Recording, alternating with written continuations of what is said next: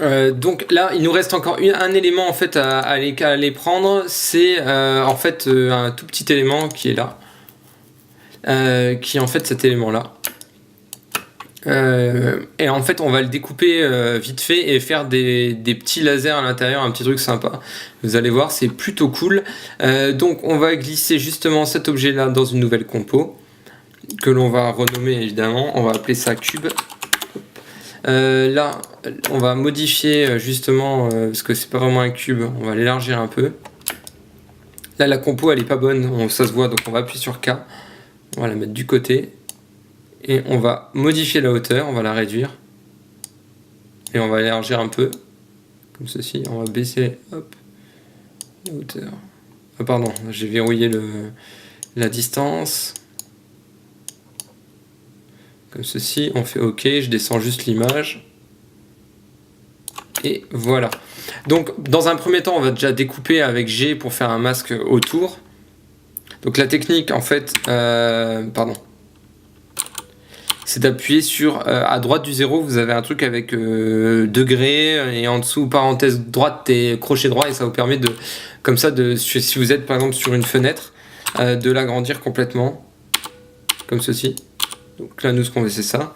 On appuie sur G pour avoir la plume, on zoome et on va venir faire la découpe vraiment du cube.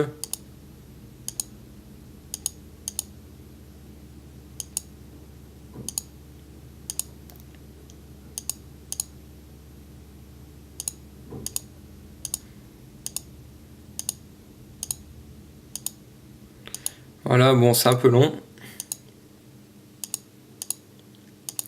Mais des fois, ça vaut le coup de bien regarder comment faire. Évitez de trop cliquer, ça serait que c'est un truc que je faisais aussi au début, hein, mais je me rends compte que ça sert à rien. Vaut mieux faire moins de traits et après revenir dans son tracé pour rajouter des traits au milieu. Mais là, c'est hop.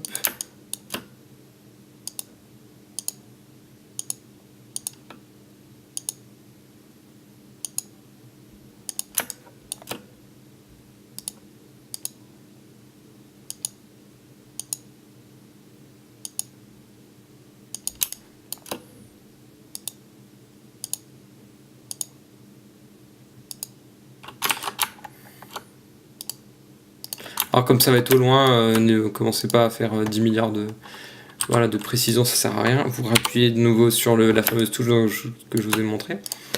Et là maintenant, on va venir mettre justement des traits laser à l'intérieur de l'objet. J'y arrive pas. Hop, voilà. On va venir à côté, faire créer solide. Bim bam boum, on va appeler ça trait laser. Ok, on fait T pour avoir l'opacité. On baisse l'opacité à 0 pour venir faire nos tracés. Et on va venir tracer en fait un peu comme on veut, mais attention quand vous appuyez deux fois sur G, vous avez la plume. Et on va venir comme ça tracer les traits qui vont justement apparaître ensuite. Voilà, vous appuyez sur CTRL pour arrêter le tracé et à chaque clic vous en recommencez un autre. Voilà. Bon là c'est un peu faux ce que je fais mais c'est pas grave, hein. C'est visuellement ça sera intéressant. CTRL hein, toujours. Pour arrêter le tracé en cours.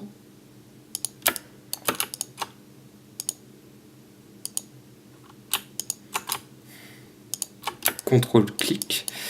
Hop.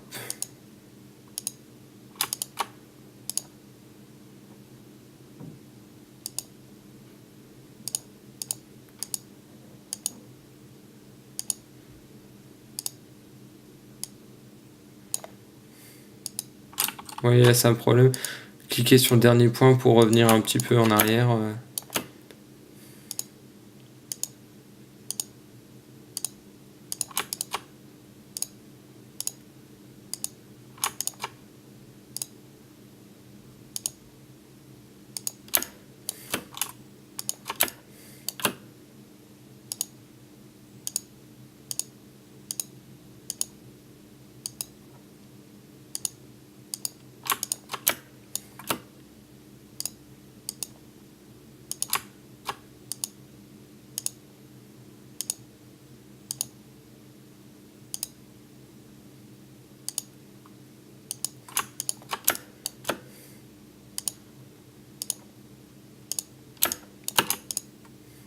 attention, et là, juste, vous avez vu, j'ai pas appuyé sur CTRL.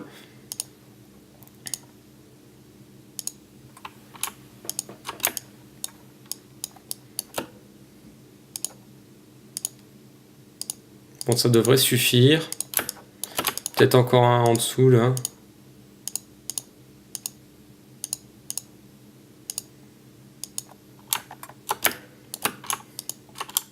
Encore un en haut à droite, là.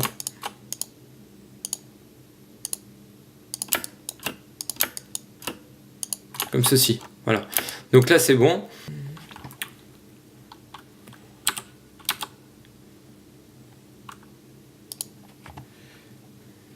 Vous allez faire clic droit, pas génération, trap code, 3D strokes. Alors, ça fait le même effet que génération trait, mais vous allez voir, il y a une option qui est cool, c'est offset, et qui permet justement de faire voilà, des trucs un peu cool. Et là, si vous loupez, et ben, en fait, ça vous permet quand même de, voilà, de faire des trucs un peu cool.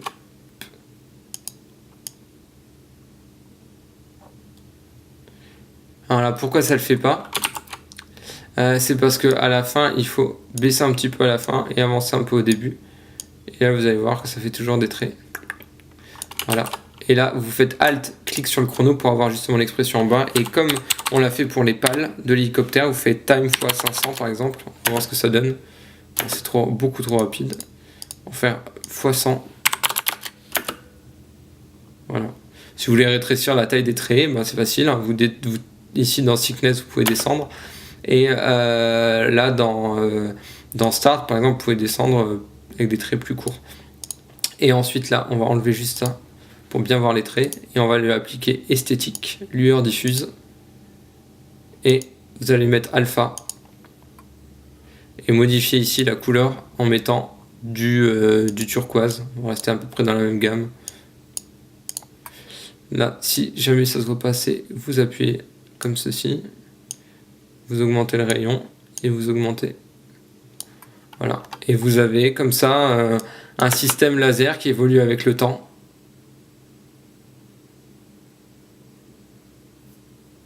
Voilà. Donc là, on a fini notre cube.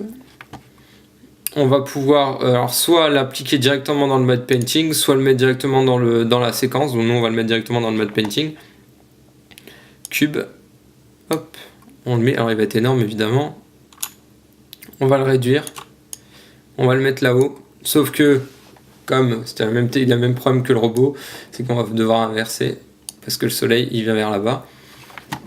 Et également, on va modifier en amont, justement, pas les lasers, mais la luminosité de ça. Donc on clique bien sur l'objet qui est en dessous des lasers. Faire effet, correction colorimétrique, pardon, et luminosité contraste. Et on va augmenter tout en baissant le contraste et on va voir ce que ça donne là. Voilà, c'est à peu près bon. Je vais désaturer un chouïa dans l'option colorimétrique, teinte de saturation. On va désaturer et je vais encore diminuer le contraste et augmenter la luminosité. Je vais mettre moins 41. On va voir ce que ça donne. L'objet est un peu gros et il devrait être un peu plus haut. Donc on va revenir en arrière, il va être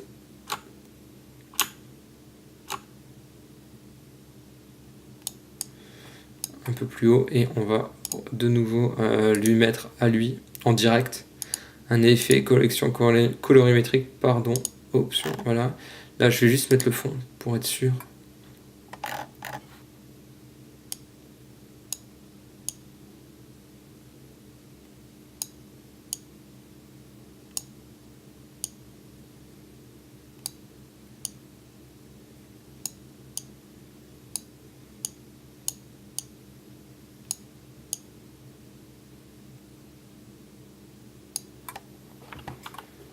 Et on va faire pareil que pour le robot, de la courbe, dans bleu, on va augmenter un peu. Voilà, ça commence à être bon. Bon, là c'est pas traqué, hein, c'est toujours le même souci, donc on enlève. Voilà.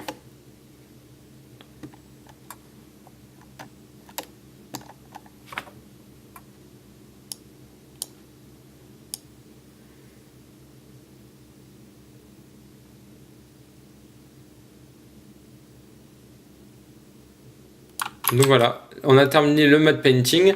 Ensuite, on verra pour la secousse au moment où le robot monte, arrivant bien en haut. Donc là, on va faire ce qu'on avait dit tout à l'heure, c'est-à-dire mettre de la fumée en bas. Donc on va venir prendre les Dust Cam, même Dust Wave 3, qui sont en fait des images où voilà, ça vient devant nous et ça disparaît. Comme ceci, c'est parfait. Donc on va prendre celui-là et on va le placer devant le robot au moment où il claque justement des pieds.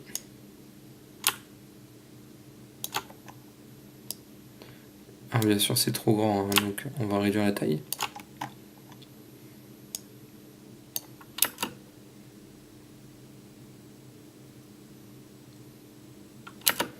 Voilà, on va même encore baisser un peu. Faut voir un peu ce que ça donne après. On va rajouter un deuxième que lui on va placer un peu plus à droite et on va modifier l'échelle.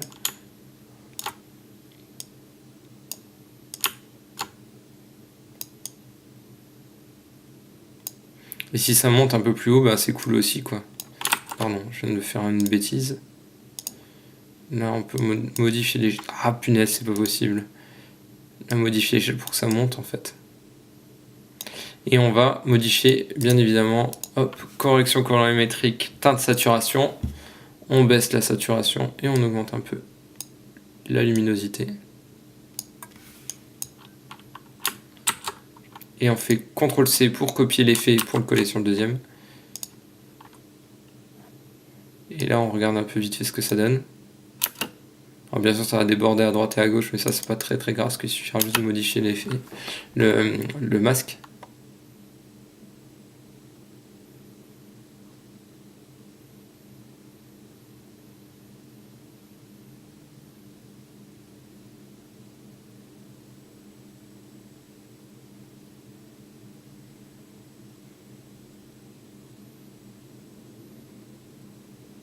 Voilà, donc là on se rend compte que notre masque il n'est pas assez efficace. Donc en fait nous ce qu'on veut c'est qu'il reste cloîtré entre les deux là. Donc plutôt que commencer à modifier un masque qui risque justement comme ça de tout cacher, on va juste aller dedans et on va faire en sorte que bah voilà, ça dépasse pas ici les effets. Voilà, alors là il nous dit que le calque donc il est là. On va faire en sorte.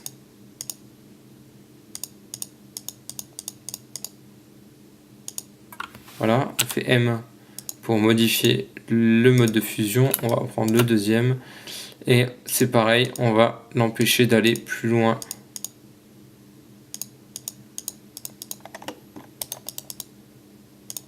Et M, soustraction. Ok, on sauvegarde, n'oublie pas de sauvegarder régulièrement. Voilà. Après là, je me rends compte que c'est quand même assez opaque. Parce que là on voit pas bien, mais voilà. Si on met comme ça, donc ce qu'on va faire, c'est qu'on va appuyer sur T et on va descendre. Comme ça c'est pas mal.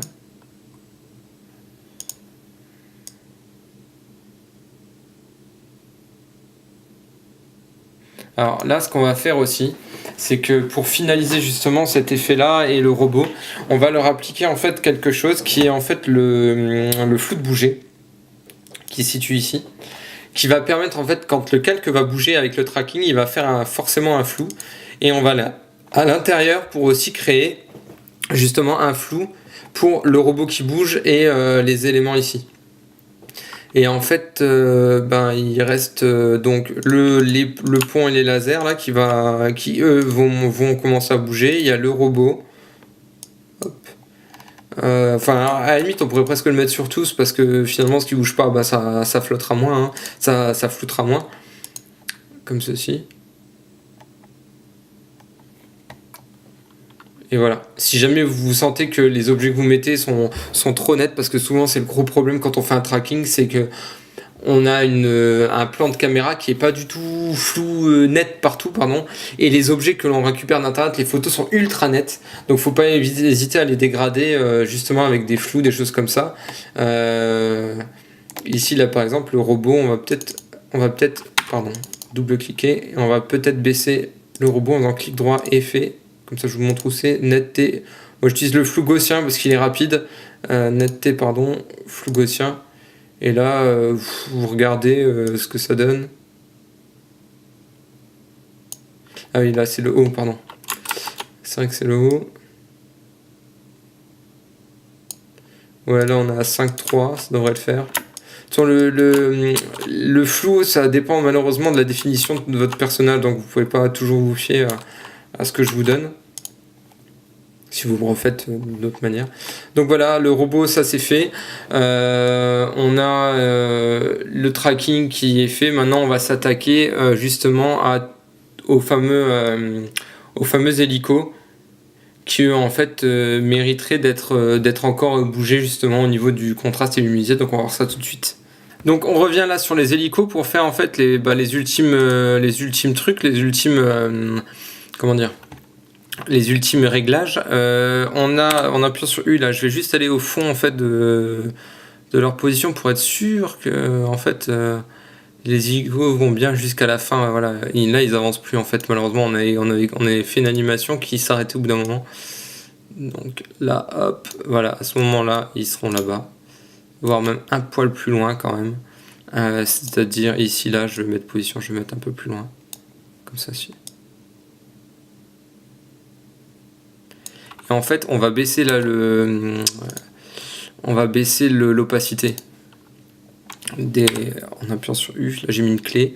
En fait on va baisser l'opacité à je sais pas 70. De toute façon en fait on aurait pu modifier la couleur, etc. Le truc c'est que il faut que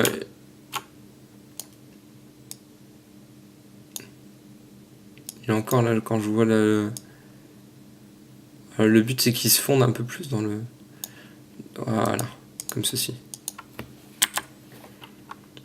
Et là on va regarder au départ quand ils arrivent, donc là en fait là ils sont quand même assez contrastés, donc on va faire la même chose qu'avec le robot mais pas vraiment de la même manière puisque ici on n'est pas là. Regardez, vous voyez on a un souci ici, là je voyais qu'il y avait un trait, ça veut dire que là il y a un effet qui a été appliqué qui est l'optical flare du tracking du matte painting d'avant.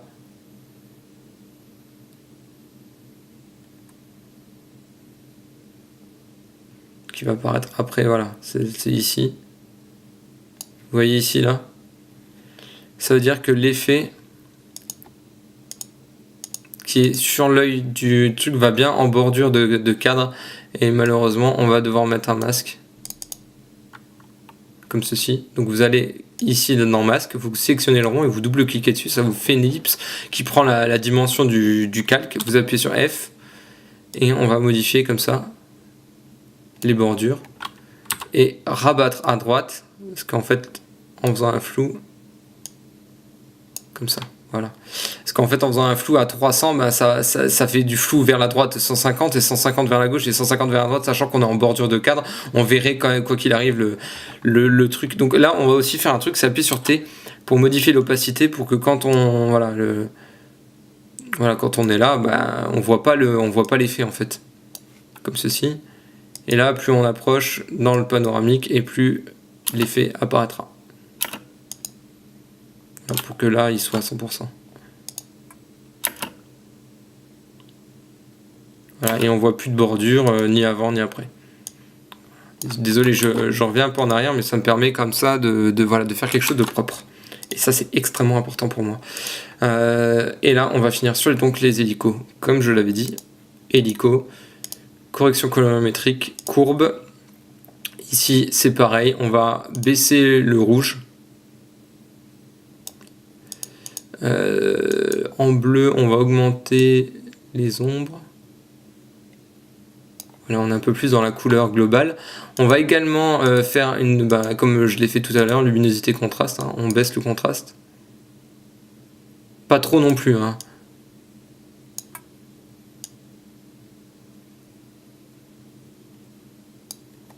Voilà.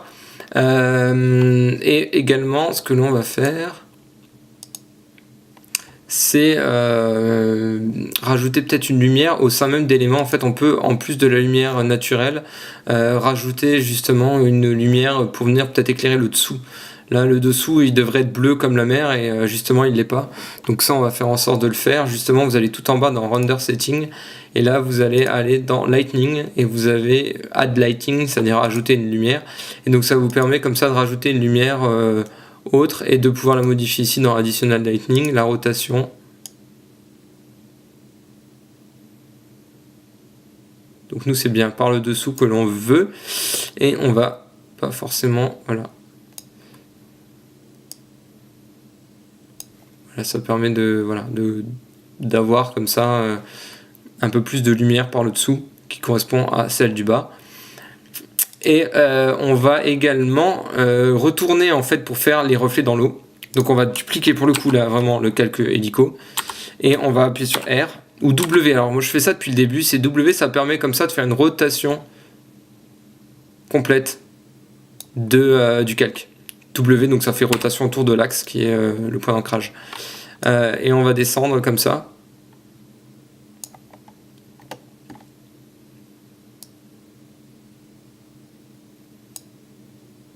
Alors évidemment ça ne marche pas de manière absolue, hein. Et puis là c'est pour faire les reflets dans l'eau. Je vais juste faire U pour savoir jusqu'où ils vont.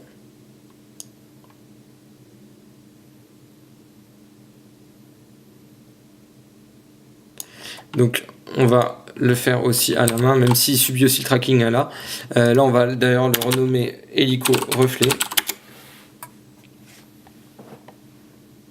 On va baisser l'opacité et on va le passer en produit.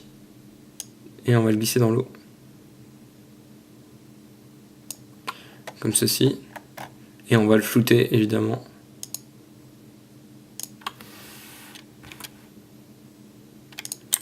On va enlever luminosité contraste, netteté, flou gaussien. Voilà.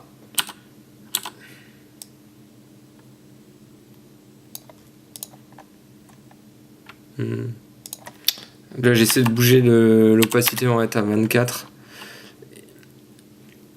On va appuyer sur P. Là l'opacité à 24 elle va être tout le temps. Donc là enlever les points clés qui correspondent à l'autre. P. On va mettre un point clé position ici. Et on va revenir. Et là il faudrait jamais savoir où ils sont. Voilà, ils sont là. Et un petit peu avant.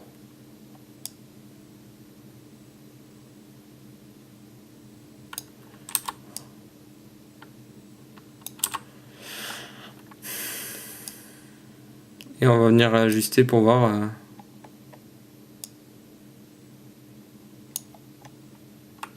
l'échelle, genre.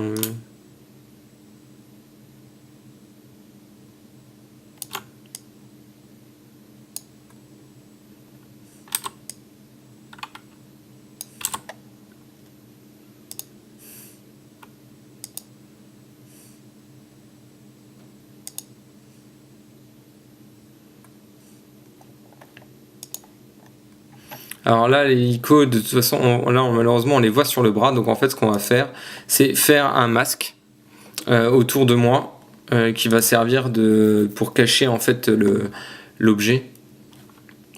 Donc hélico reflet. Donc en fait, pour faire un masque, on va utiliser une technique autre que appuyer sur G parce qu'en fait, ça sera pas idéal. On va créer un solide en calque, créer nouveau solide. On va l'appeler masque reflet. On va le glisser déjà au-dessus de hélico reflet. On va faire T pour baisser à 0. Et là, on appuie sur G par contre pour faire vraiment vite fait le moins de points possible parce qu'on va devoir les modifier de toute façon. Là, vous appuyez sur M pour avoir l'accès au tracé de masque et vous cliquez sur le chronomètre pour pouvoir mettre le masque. Et donc, appuyez sur soustraire parce que nous, ce qu'on veut, c'est qu'en fait... non, pardon. Autant pour moi, vraiment dans addition. Donc en gros, si on appuie sur T, on va se rendre compte que voilà, le masque est là. Et nous, ce qu'on va dire à l'hélico reflet, c'est ici dans cache, alpha inversé, c'est-à-dire qu'il apparaîtra à l'inverse de la présence du calcul du dessus. c'est-à-dire comme le calque du dessus est situé ici, et ben lui il va apparaître partout sauf là. Et donc nous notre but ça va être d'animer ça justement avec les points clés. Là par exemple, on va descendre l'épaule.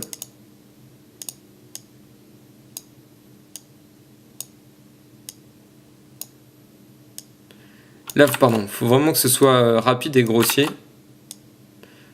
Le but c'est que les hélicos n'aillent pas dans le bras en fait, simplement.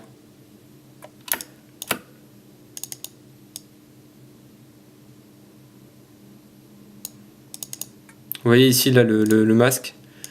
Hop.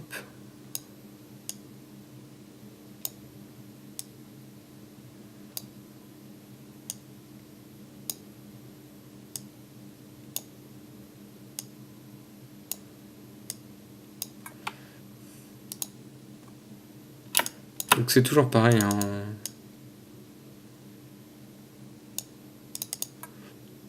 Alors là, si par exemple, on peut venir rajouter, en appuyant sur G, rajouter des points au milieu, si on sent que ça manque de précision et qu'on a envie justement d'être plus précis. On double-clique sur un point du masque et ça permet en fait de sélectionner tout le masque complet. Voilà. Là, on voit qu'il y a la pâle aussi à faire, qu'on va venir rajouter sur le même masque, hein, sur masque reflet. Hop. Comme ceci. On appuie sur M, parce qu'il faut également, deux fois, pardon, pour avoir le tracé de masque encore.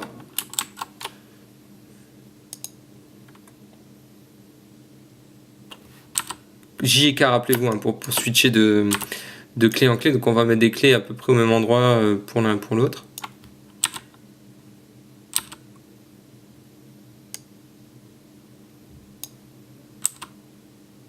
Pardon, j'ai fait une erreur, c'est pas grave. Si on rajoute des points, c'est pas très grave.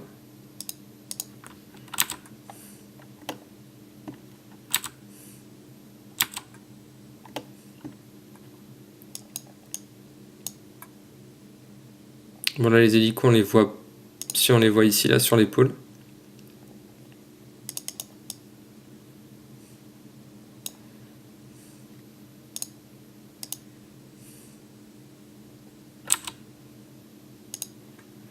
Voilà, c'est un peu exigeant comme méthode, mais bon voilà, une fois qu'on l'a fait proprement jusqu'au bout, c'est bien parce qu'on va pouvoir justement rendre les choses beaucoup plus réalistes.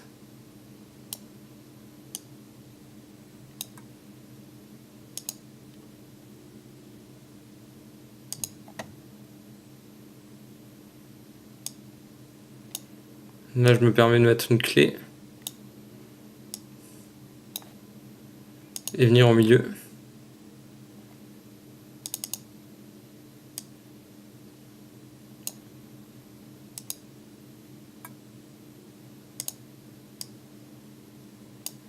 Comme ceci, et voilà. Et donc vous avez maintenant votre tuto de fait. Maintenant on va finir vraiment sur quelque chose. On va calculer justement toute cette séquence là que l'on vient de finir et on va juste voir comment faire une secousse rapidement pour conclure ce tuto. Et puis voilà, à tout de suite. Donc on va réimporter le film ou la séquence d'image. Pour moi ce sera une séquence d'image que j'ai exportée. Métrage, ok. Je vais créer une nouvelle compo que je vais appeler secousse pour vous apprendre à faire justement la fameuse secousse. Donc on va importer ce fameux rendu. Vous, si c'est un film que vous avez exporté, c'est pas grave. Hein. Donc voilà, on a justement voilà, tout ce qu'on a fait là à l'instant, hein, les hélicos, les explosions, le tout calculé. Et donc comment faire une secousse? En fait c'est extrêmement simple. Il faut... par exemple, on va faire ça au moment d'une première explosion et puis vous n'aurez plus qu'à dupliquer l'effet à chaque fois. Là, regardez, on va revenir à la première explosion. Voilà, qui se situe là. On voit ici, ça a démarré ici. On va justement créer ici un effet. Vous avez option pour expression et glissière. Paramètre glissière, donc ça c'est bon.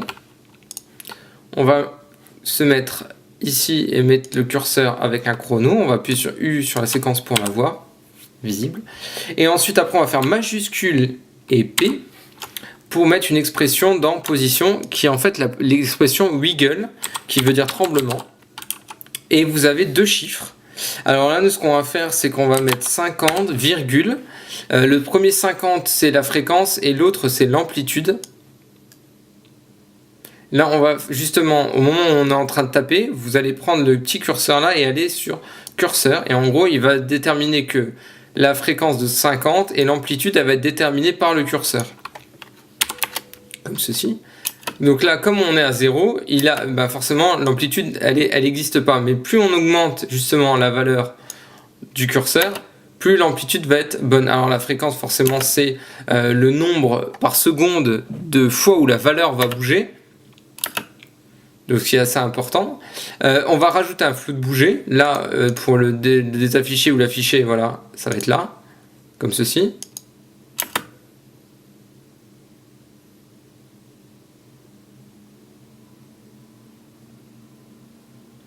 Alors là, l'amplitude, elle est sûrement abusée, donc on va la réduire. Je sais pas moi, à 20. Et comme là, on a des bordures, malheureusement, on va devoir augmenter la taille de la vidéo. Le truc, c'est qu'une fois, quand c'est à 0, la taille, elle est à 100%, elle est bien, elle est nickel, elle est telle que l'on veut. Donc en fait, il faut synchroniser l'augmentation de l'échelle avec le début, justement, du tremblement. C'est-à-dire que ici, on va appuyer sur S, majuscule S pour avoir l'échelle, on va mettre une clé ici. Ici, on veut que ça commence à grandir juste après. Ici, là, on va augmenter la taille, peut-être pas autant, à 105,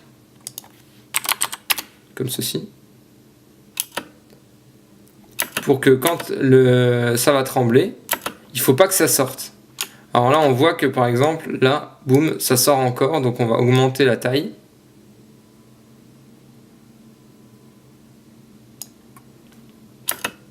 Comme c'est des valeurs aléatoires, on ne peut pas vraiment se fixer dessus.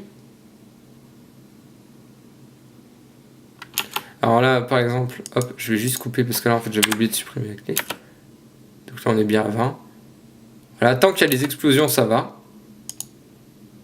Voilà. Et là, une fois que tout est tombé, on peut déterminer que les tremblements peuvent diminuer. Non, là, ça continue encore. Alors vous pouvez mettre des petits pics de tremblement, par exemple, à des moments où voilà où l'impact tombe, on peut se déterminer justement que voilà, là ça se finit. Et on arrive vers là, où c'est égal à 0. Pardon, pas à moins, pardon. Comme ceci. Et là, l'échelle, il faut qu'elle retombe, elle, à 100%, parce que ça ne tremble plus. Mais par contre, quand c'est en train de trembler à ce niveau-là, il faut quand même que ce soit toujours à 105.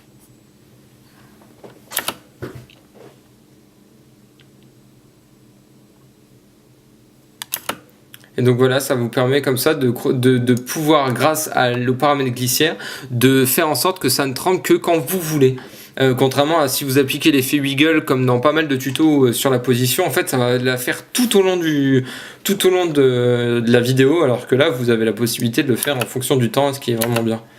Et pareil, une fois pour le matte painting, une fois que le robot va arriver en haut, vous pouvez faire un petit coup de secousse justement là par exemple curseur et échelle. On fait 2-3 petits coups en avant, on va augmenter vite fait, voilà, de 30 par exemple, on va augmenter l'échelle.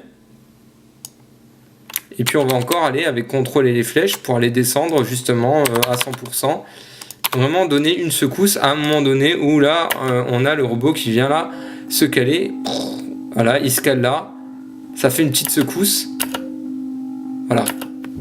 Voilà, c'est terminé, j'espère que le tuto vous a plu. Alors n'hésitez pas à aller sur ma page Facebook Thibaut Mikos, alors Thibaut et Mikos, pour liker ma page. En fait, vous aurez plein de nouvelles sur les nouveaux tutos, il y a plein de promos qui tombent régulièrement. Et puis peut-être des tutos gratos qui vont arriver également, donc tenez-vous au courant sur cette page et également sur la page YouTube thibautmikos.com, n'hésitez pas à vous abonner. Voilà, vous avez tout dans vos mains, à votre disposition, et n'hésitez pas à m'envoyer des questions, des emails si jamais vous avez des doutes ou des problèmes sur ce tuto. N'hésitez pas à me contacter comme tous les autres tutos. Voilà, à bientôt.